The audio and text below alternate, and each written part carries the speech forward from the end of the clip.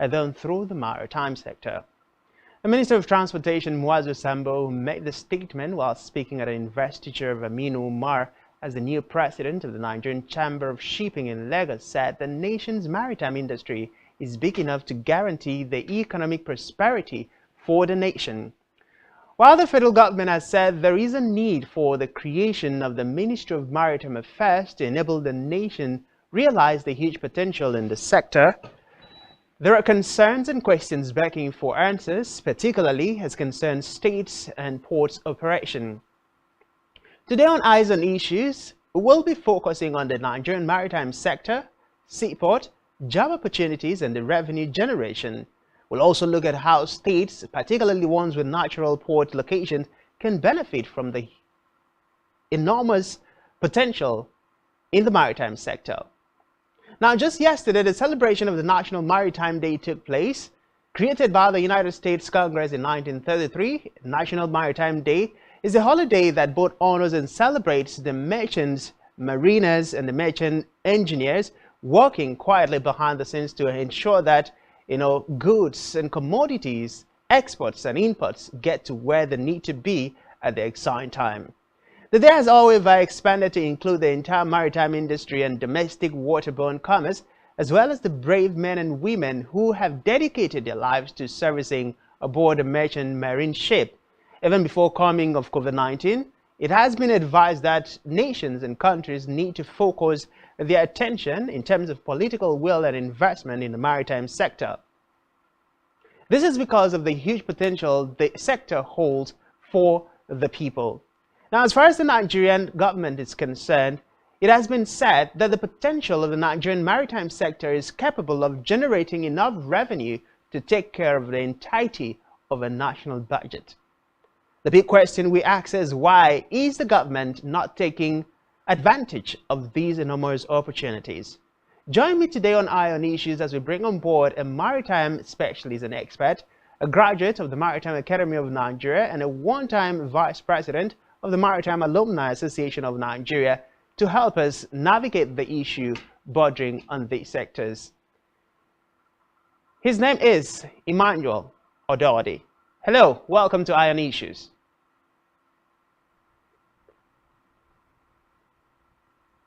Hello, Emmanuel, welcome to Eye on Issues.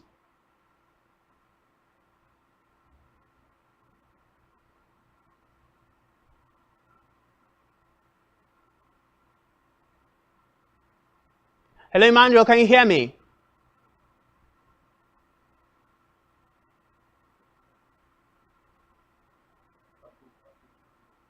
Okay, I think we're having some challenges getting Emmanuel's audio. Once we get his audio, we'll focus at this case.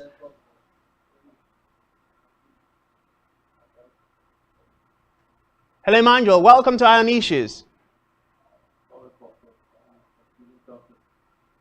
All right, of course, we'll try to connect with Emmanuel. Once we can get his audio sorted, we'll kickstart this conversation. But then on today's edition of Eye on Issues, we'll be looking into all of these issues. And of course, we'll narrow it down to Akwa Ibom State, where the question bordering on the Ibom Deep Seaport has consistently still generating a lot of reactions, particularly with the recent announcement and advice given by the World Trade Organization, Boss Ngozi Ogunjoyewole, that very soon the Federation allocation account will not be enough to service the respective states and local government areas. And of course, we've seen a rapid decrease from March to April, and nobody knows what is going to happen in the month of May, and of course going forward. And so there is an urgent need for the different state governments to prioritize investment into other issues or areas that will enable them generate enough revenue to take care of infrastructural development, of course investing in other things that will lead to the advancement of the respective states and local government area. We'll go on a short pause. When we come back, we'll kickstart this conversation. Stay with us on Eye on Issues.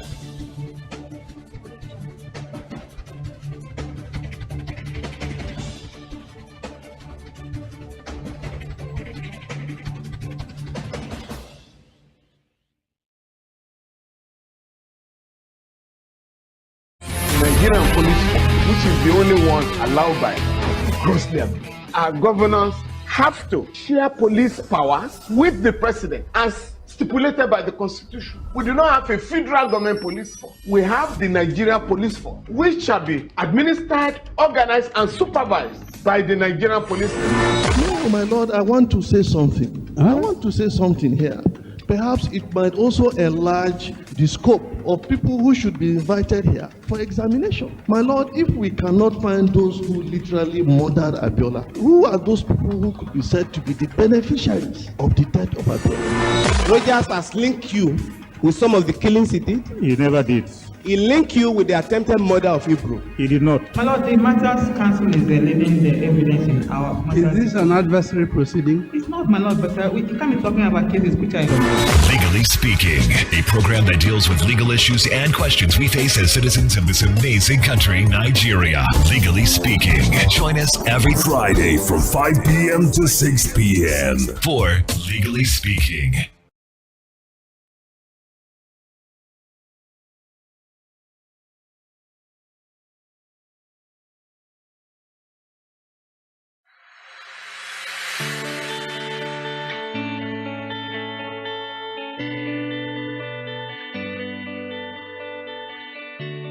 Every day, we bring you up-to-date information on topical issues affecting the common Nigerian. From issues on politics, Hello, Nigeria. I remain committed. security,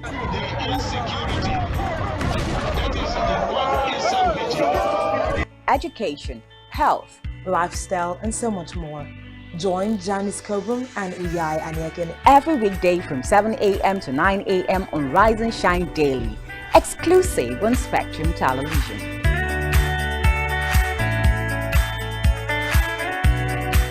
One truth not often told is about the transformation that Africa has undergone in recent decades. Africa is shaping its own destiny and should be referred to as the African opportunity. On Spotlight Africa, we paint the African picture the African way, laced with truth, detail, and the color of the African continent. Join Uyai Anyekan every Tuesday and Thursdays at 4:30 p.m. Spotlight Africa, telling the African story.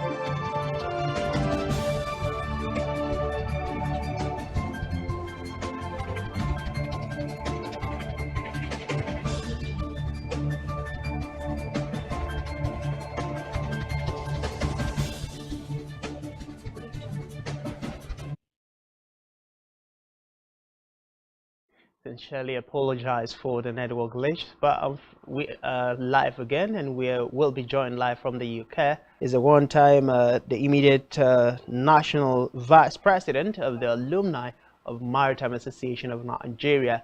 Hello, Emmanuel. Welcome to Ion Issues, Africa, whole of Nigeria. And today we'll be looking into the maritime sector and issues surrounding it. But first and foremost, let's kickstart. Recently, the federal government had admitted that over 70% of trade goes through the maritime. Shows that this happens to be a sector that should have well been invested into. My first question to you: why does it seem like the government of the day, the government of the day at the national level, I think a lot has been going on in the past few months, especially with the Nigerian Port Authority. A lot of policy also speaks about Nigerian seafarers being well fed and having a lead in the maritime industry. Thus far, these things have been there. It's just of Nigeria. For instance, in the Q2, GDP reports that the maritime sector, water transport, was the federal government needs to do a lot more efforts in promoting local content and also making sure both at the national and international. And this will also be a point of increasing our GDP because their tax will also to the flag country where the vessel is registered. So I think the government of the day needs to do more in sending out our own indigenous Okay, now when you talk about local content, I'd like for you to expatiate more on that. What do you mean by local content, especially for those of us who are not in the maritime sector? In the marine sector, 70% of Nigerian mariners mounting those vessels. And the implication is that the youths or whoever is working on board will be paying taxes to Nigeria, to the country, to flag a Nigerian flag, and also to come into Nigerian waterways to do any transaction or business whatsoever. This will boost. This is a way of recycling the money within Nigeria, and we spend it within Nigeria. And that is what I mean. Local content is just about having concerns or the argument that we don't have enough experts in Nigeria to fill the special field power to fulfill all of this, or to ensure that we provide this manpower to the different companies coming into Nigeria. I can tell you in good authority that Nigeria have enough manpower in the marine sector to fill these gaps. Office politics, marine politics, and still allowing expatriates to infiltrate. But in terms of having the capacity, I can tell you Nigerians have the capacity. We have a lot of Nigerians youths that have the Philippines because of the cheap labor. So these are the issues we have with the cabotage law. If only the government will be serious and dead sincere to this factor, then I can tell you that we have the capacity to handle our saddle or handle the responsibilities within the marine sector. Now let's come down a little bit further. In the marine sector, there are different subsectors. I'd like for you to, what other things are involved? There is a very vast industry that can never be overemphasized. You have different sectors. You have the marine engineers. These are people that are beneath the sea, the engine deck. They are there 24/7, ensuring that whatever happens, they can switch over to the auxiliary engine. We have emergency engine and all that in terms of pumping of OPEC and all that. So they are in charge of the engine. Then we also second. So these are the things you find on those marine sectors, the provision of different sectors, like I said. And you also have oilers. These are people that are not pure professional in deep sea. And also you need to have a personal survival technique, how to survive on the sea in case of an accident or so. We talk of first aid survival. So if you can acquire these basic ones, then have your discharge certificate, have your seaman passport and your yellow card, I think you can go. Who we call boat builders, because like you take your car to a Panabita, the vessel also go for periodic check, for periodic maintenance in what we call a is damaged or is bad in the vessel for a certain period of time before the vessel cast off again into the IC. Then all the administrative part of it, in case of anything, they make purchase, they make supply, they make anything that is needed on board a ship to keep the ship going and the cruise on a safe hand. So they are also into clearing and forwarding. So we have is a vast, like I said, is a vast industry that if fully tapped, the potential will be an issue that is seeking to take over the center stage, particularly as we move forward, swearing in the new incoming administration of Pastor Umoino. Now, the issue of the forming or changing the narrative as far as the unemployment quota in Akwa Ibom State and Nigeria, the surrounding state, is concerned. What's your take on talking about this? Even when I was in the college, we've been hearing about the Ibom Disciple, the Baka Disciple, or whatever the name is.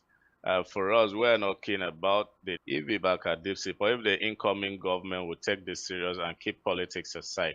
I think this will enable us have all our youths that are eager to work. Support, like we all know, we cannot explain further or explain too much about this. The multiplier effect of Akwa Ibom State having is very vast. The opportunities are there. It's just for the project to kickstart so that our youths who could go in there and work. Ibaka Deep Seaport is 13.5 meters. If we take a full possession of this project and be sincere to ourselves, I can assure you that this will create a lot of employment opportunity for the youths of Akwa Ibom and the youths of Nigeria. Place it side by side the number of graduates that are being churned up and the number of graduates that are actually employable who have the requisite skills. Now, you've mentioned within the course of our discourse the fact that the maritime sector is personnel waiting for the opportunity. Well, like I said earlier, we have a lot and enough hands on deck. Cadets in a year. So if you look at this number and the cumulative ones, the ones that graduated a few years ago and years back that don't have anything doing to study marine transportation, to study marine engineering, to study boat building, to also study nautical science. In Accra, Ghana, we have regional maritime and a lot seaports will be a problem. We have enough hands. And this, mind you, this is a multinational investment. It's not just going to be attached to mount this facility. So I think for Akwa Ibom people, I want to encourage more youths to look at this avenue, to look at this angle of professional in the field in the maritime sector. One of the issues that has been raised consistently by the present administration has been the fact that, you know, in political will, or would you say there's something missing somewhere that we are not getting right as a country and as a state? I think as a state, we're not getting it right. I don't want to sound too political in this, but I know the politics of this Ibom deep sea port as is getting deeper by the day. But to be sincere, to see what is happening. I keep hearing investors are running away or run people chase the investors away. And I see this to be fat lies because the government is not doing what it's supposed to do. Nobody can fight the government. If the government is insincere with projects, has the government been able to clear what we call avenue for them to start setting up a monorails for goods to be transported from maybe Ibaka to anybody to bring in money? There's what we call equity here. The government needs to put down the equity. What is the equity? Just give us what is happening. Those places are grown by bush. Which investor will want to come there so they will kidnap him or what? So I must tell you that the government is not sincere with this project if in such a place. All right, thank you very much. Until we get it right, people might not necessarily come down to invest in such a place. We'll take a short pause when we...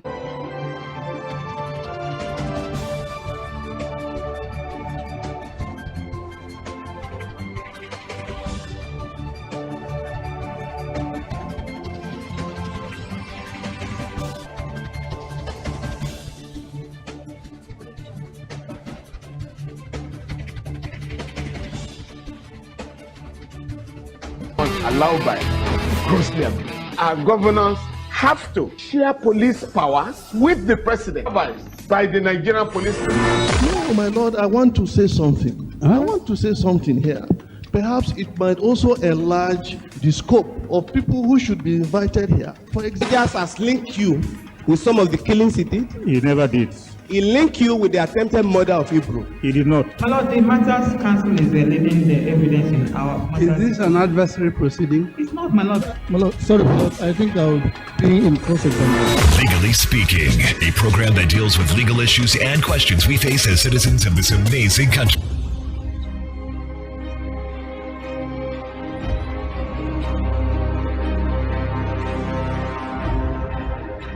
Today we are looking into the Nigerian maritime sector, the opportunities available, and of course how Nigeria as a country, and narrowing it down to Akwa Ibom State Deep Sea Port, or the Ibom Deep Sea Port, gets underway.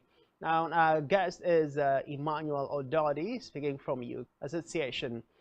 Before we went on that short break, Mr. Emmanuel, we talked about the opportunities available in the sector. But I recall, led to the poor quality of service delivery, or the different challenges we face has been the issue of government's will and policies. Now, looking at the landscape of the maritime sector. In Akwa Ibom State, but at the national level, we tried while I was the national vice president of the alumni of Maritime Academy, there were a couple of issues to enforce some of these laws. But like I said, everything in Nigeria is all about politics and interest. And when the interest doesn't suit them, they seem to leave all this in a limbo. And I think with what we're having now, there are a lot of eyes now on maritime sector because of its potentials and because of its contribution to the GDP of the country.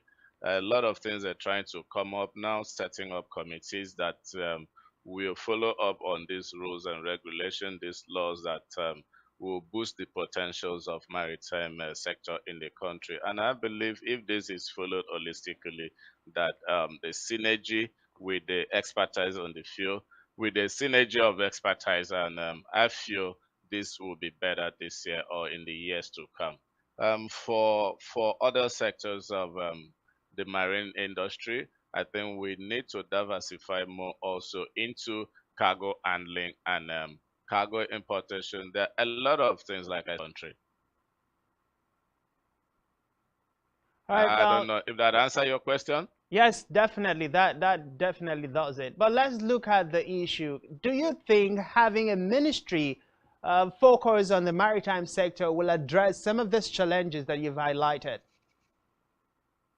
It's not just about having a ministry to focus on maritime issues or maritime industries.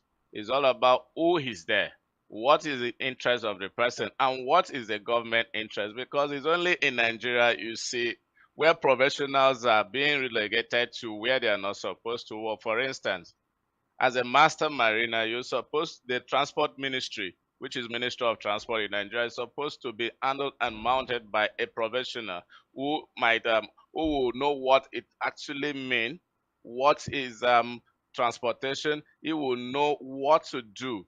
But today, you just see whoever the president chooses, whoever they like, they just put the person there, whether the person deliver on point, whether the real-time delivery is there or not.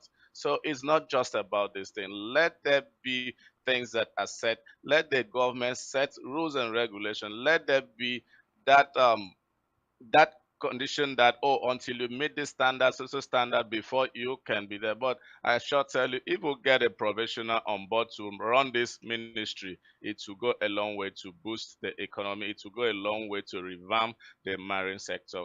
But if it goes the other way, I can sure tell you it will be a mirage, a total mirage. Because if you put somebody that doesn't understand the language, we try talking to a couple of them, all they see is like, you guys are too agitative, you guys are insultive, you guys want to overrun me and stuff. So, but if you put in a professional, we speak the language in a way he will understand. And once we speak, he knows these are my people. These are things we need to do. So let's have a real man to man the place. Indeed, putting round peg in round holes and square pegs in square holes has been one of the issues. That's the only thing that will solve this problem. That's until we get to that point, then we've not started to solve these issues. So let's do the right thing at the right time. All right, before we let you go, at this point in time, given the opportunity to advise the Nigerian government, particularly the incoming administration of President-elect Ahmed Bola Tinubu and that of Akwa Ibom State Pastor Umoino, what would be your advice? It's just about 60 seconds before we let you go. Okay, it has to come from the national. I want to advise the incoming president. Let there be things that will govern, that will put everybody on their toes. That look, we need a total revamping of the marine sector. Set a time frame for this. And for Akwa Ibom, we have a lot to do in Akwa Ibom. I want to advise the incoming government that they should look at how they can kickstart this Ibom Deep Sea Port. And also, it's not just starting the Ibom Deep Sea Port. I want to advise that our children be sent abroad, and they should get the adequate training, adequate technique, adequate skills, so that by the time we kickstart this project, we have them at the managerial level, and we also have the needed hands to man these positions and to give the place a facelift. All right, thank you. Well, that's how far we can go on this edition of Eye on Issues. We've been talking maritime, and experts have said that instead of Nigeria going abroad to borrow funds to fund its infrastructural development, we can actually invest into the maritime sector, and it will generate all the money needed for our federal government and, of course, at the state level, the state government, to fund the budget for the country on a yearly basis. This can be achieved if we have the right political will and, of course, put round peg in round holes and square pegs in square holes.